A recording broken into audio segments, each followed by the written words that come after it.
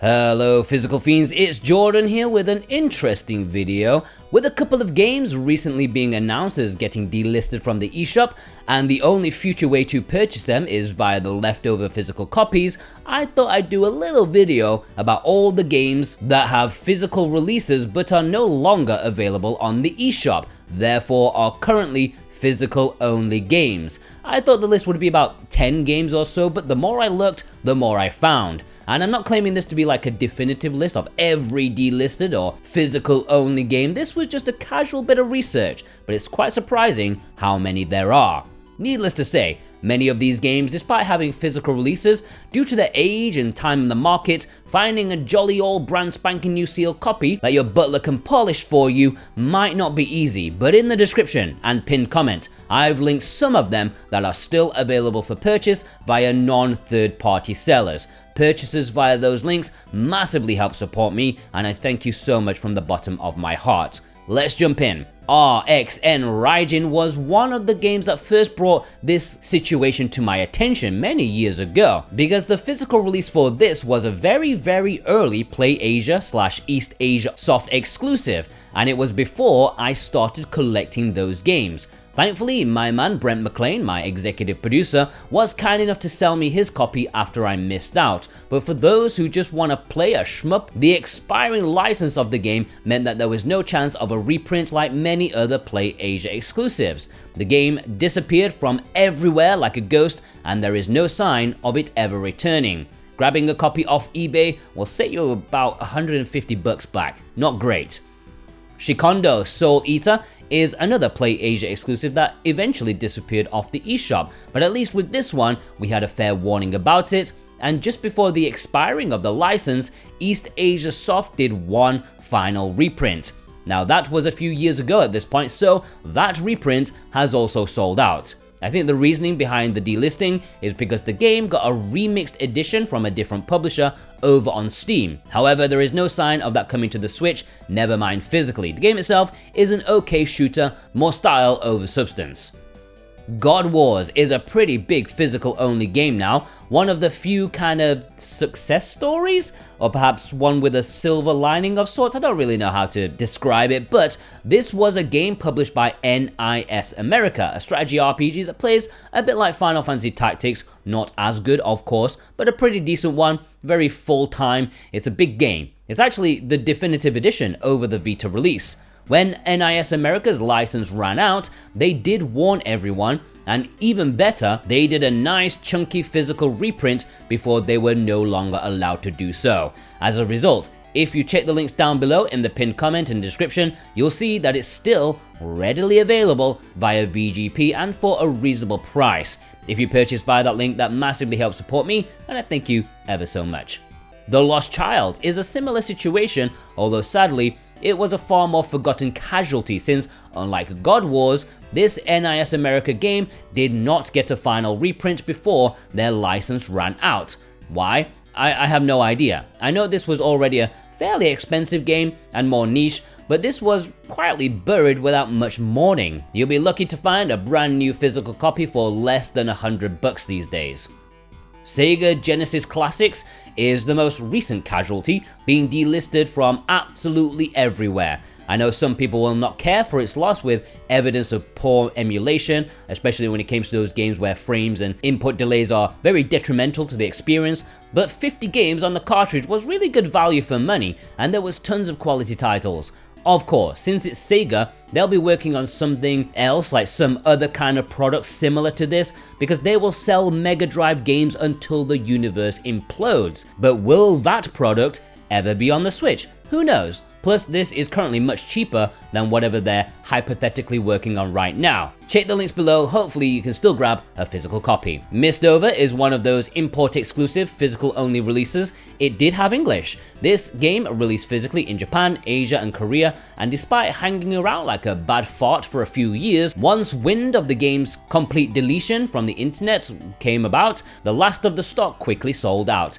Maybe if you live locally in those regions, you may be able to bump into a copy, but for those in the West tracking down a copy, eBay is asking for hundreds of dollars for it. It's not worth it, it's not a great game at all. Mushihimesama, Espgaluda 2, and DoDonPachi Resurrection have physical releases in North America via limited run games, and Europeans got retail releases very recently, and even released in Japan and Asian regions as well. Despite being a very niche genre of game, there are currently plenty of options to purchase them physically after being delisted from the eShop not too long ago. I'm not saying they're cheap, you'll still be looking at like 40 or 50 bucks a pop, but you know how shooter fans can be with their wallets, like price has no meaning when it comes to top quality shooters, and these are some of the best in the business. Mario 3D All-Stars is the biggest one of them all, an outstandingly stupid decision from Nintendo to press the delete button on the digital versions of one of the biggest and best value packages available on the Nintendo Switch.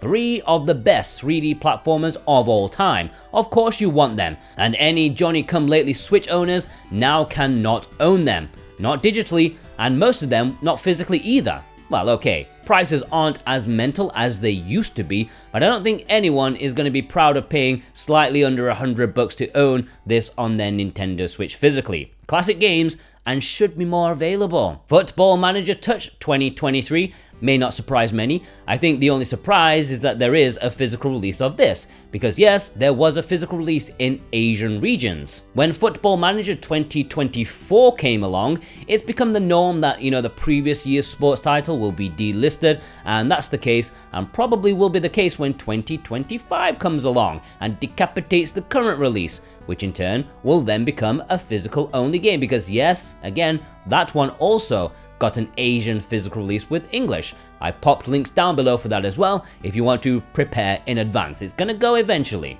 Monster Jam Crush It, probably not much of a loss to the world, and the fact that its digital delisting has done nothing to increase the physical price of $20, it means that it's probably reflective of the Metacritic score. The trailer looks pretty fun, but I think the evidence of crapness is overwhelming. Plus, there are quite a few other Monster Jam games still available digitally, only this one has been delisted for some reason. Don't know why. Mad Games Tycoon is a management game that's a bit like Game Dev Story, just less adorable and more European rather than Japanese. It's a bit of a dry game, but they are very addictive despite not being, made super well for the Switch. I actually played this for review a long time ago, and I'm surprised it's been delisted, but it appears the publishing rights shifted back to the developer. The physical release for this was only in Europe. Bakugan, Champions of Vestroia, or is it Vestroia? I don't know, Vestroia. This was a game that got off on the wrong foot when Nintendo announced like a mini direct or treehouse showing to show off some cool game, and then it turned out to be this. I have no idea what they were thinking. Although the quality of the game also helped mold that dislike, it was lacking in polish and entertainment, but was probably aimed at a much younger audience than we 35-year-olds demand. I don't know, I'm just speculating here. Bill & Ted's excellent retro collection was an ill-conceived project from Limited Run Games, a company that would sell your grandma as long as she was dunked in 80s nostalgia bait. Unfortunately, just like your grandma, nostalgia can't mask the crapness. Choosing 2 of the worst 8-bit games ever made to make an awful double pack, only for the license to expire in about 5 minutes, meaning the digital release came and went, and the threat of any excess unsold physical stock needing to be destroyed. This was a disaster. Yeah, they said they're gonna destroy all the stock that's not sold. But if you're that curious, for some reason, VGP still have stock available. I guess Limited Run CEO was bullshitting once again. Shin Megami Tensei 5, perhaps not all that surprising, but the original version has been delisted from the eShop. This is included in the new version of the game, and Atlus want people paying for that new one, not the old one. Takes away the confusion. But all things considered, this original version goes for almost pennies these days, so it might be worth picking up a physical copy if you don't mind only having one story and not 2. Taiko no Tatsujin, Drum and Fun, one of the most fun rhythm games on the Switch has been delisted. Not the end of the world, since there's also Rhythm Festival, which provides the same kind of thing and also has a profitable subscription service, unlike this one.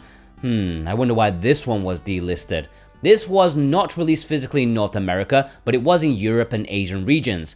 Interestingly, VGP still have some European copies of it that comes with the drum, which is not technically essential, but I think you have so much more fun with it. It ain't cheap though. Fitness Boxing. Yeah, believe it or not, the original Fitness Boxing has been delisted from the eShop, and I think it's more to do with the music licensing rather than not wanting to distract from, the shiny new release. What with Fitness Boxing 2, 3, Fist of the North Star, Hatsune Miku boxing, Meryl Streep boxing. You're spoiled enough for choice, and it's probably not much of a miss. Also, I may have made up one of those games.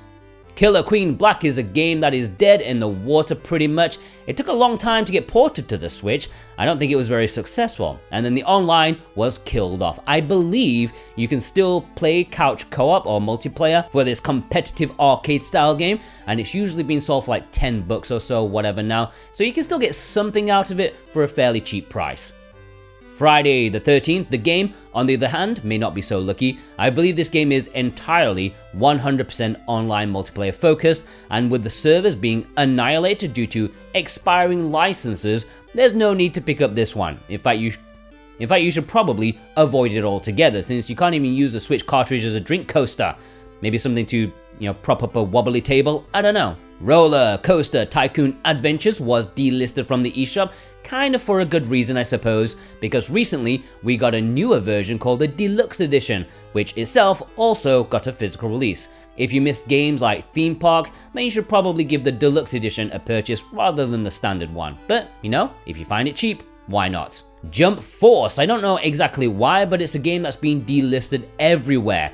I doubt it's due to Bandai losing the rights, because they pretty much have eternal monopoly over anime series like this. Perhaps it was just a bit rubbish and not enough people were playing it to make it worth maintaining the servers for online multiplayer, which was a big focus. But it does have some single player content for those who still want to find a physical copy. Payday 2 is another multiplayer focused game. In fact, it's entirely based around it, and any single player content is just playing the multiplayer, but with bots. There is no dedicated single player mode or story content, still playable if you pick up a cartridge now, but nowhere near what its original scope was when the servers were still available. Stranger Things 3, the game, is obviously a case of the oops, the license ran out. Even better for the fact that limited run games did the physical for it, meaning there aren't that many units in circulation, a minimum of 5,000, and I know it didn't sell super well because why would it? It's not a bad game, but mostly pulled along by the weight of its brand. Good luck getting a Switch physical copy for less than $150 now. Not worth it. Unto the End is a strange one. I can't even guess as to why this was delisted. This is a cinematic platformer that is reminiscent of something like Another World. It's minimalistic in its gameplay, there is a lot of narrative here, but what is here can be challenging too. Red Art Games handled the physical release of this, and it's still readily available on their website or over on Video Games Plus. Hello Kitty Kruisers. Oh boy, good old Hello Kitty Kruisers. As a once Wii U collector, we have crossed paths before, and yes, I do own this physically on the Nintendo Wii U. Don't judge, okay? And yes, it's terrible. You won't be surprised to hear that this piece of delisted shovelware has people asking for over $100 or more on eBay because the world is strange.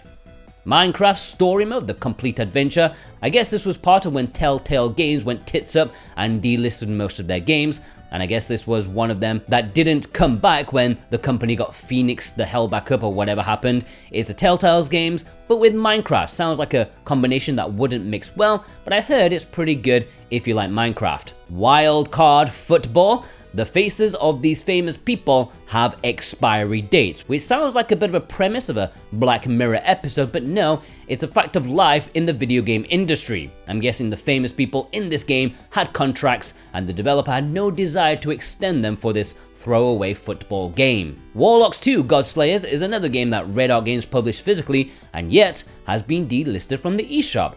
Pretty sure it's nothing to do with them, just a coincidence. In fact, this game seems to have been delisted from existence on every platform. Someone went nuclear with this one. Not a particularly well regarded game, but interesting nonetheless, and VGP still have some copies in stock if you want to grab it. Crayola Scoot, obviously because the Crayola brand, as though someone actually licensed that and thought, yeah, now we've nabbed this golden egg license, how about making a scooter game about coloring crayons? I don't know, you can still get this for like 20 or 30 bucks now. Troll and I is a legendary game in the Switch's library, one of the very early physical games for the system, and absolutely lambasted for its terribleness. I don't know when, but it's since been laughed off from the internet with one of the lowest Metacritic scores ever, and even being delisted, and a game known for the memes, it is still cheap to buy a brand new copy. This is the kind of world I want to live in, where shit games are cheap. American Ninja Warrior Challenge, another licensing issue I would assume. This shovelware title is absolutely nothing. It's not terrible, it just did not need to exist at all, and the publisher knows it. That's why you can't buy it digitally anywhere now. Override Mech City Brawl. It's a cool concept, even though it's outshone by its sequel, which is also on the Switch, and physically too. In the West, this original game did not get a physical at all, but Japan did, so if you want to play the original now, you'll have to import a Japanese physical release. It does have English, so that's nice. UglyDolls, an Imperfect adventure. One would assume Outright Games outright let the UglyDolls license expire. This is a casual kids game that they can't even seem to give away physically. Like, it's still selling for like $10 or less for a brand new copy. NASCAR Heat and NASCAR Rivals are two NASCAR games that are probably going to be delisted by the time I get this video out. Motorsports Games license was transferred to another company, but the digital games will not be, and they will be deleted from the internet, which I think will make some people from Alabama very angry. Is NASCAR in Alabama? I don't know. Idaho? Wisconsin? Estonia? Help. G.I. Joe Operation Blackout / Gold Edition. This will be delisted at the end of this year, which means the original edition and then the gold edition, which came out later, will be physical only. I know there are a lot of 39-year-old dudes still saluting their Saturday morning G.I. Joe cartoons, and I respect that. I don't know if this game did it justice, but if you want to find out, you're gonna have to pick up a physical copy. Demon Throttle technically has not been delisted since it was never listed in the first place. This has been a physical only game from its birth in one of the biggest marketing grifts of this century. It's a fun enough vertical shooter with an NES style that was originally supposed to be a limited physical only release, but then went to retail worldwide, and then went to retail again in a triple pack. I'm just waiting for the moment they mail a free copy to everyone, just to make sure everyone has a copy. And there we have it. Most but not all delisted games now with only a physical release. While not all of them will be mourned or sought after, I think it just goes to show that physical media is still needed. If you want to purchase games and support me at the same time, consider doing so with the links below in the description and pinned comments. And I hope you all have a fantastic day. Take care.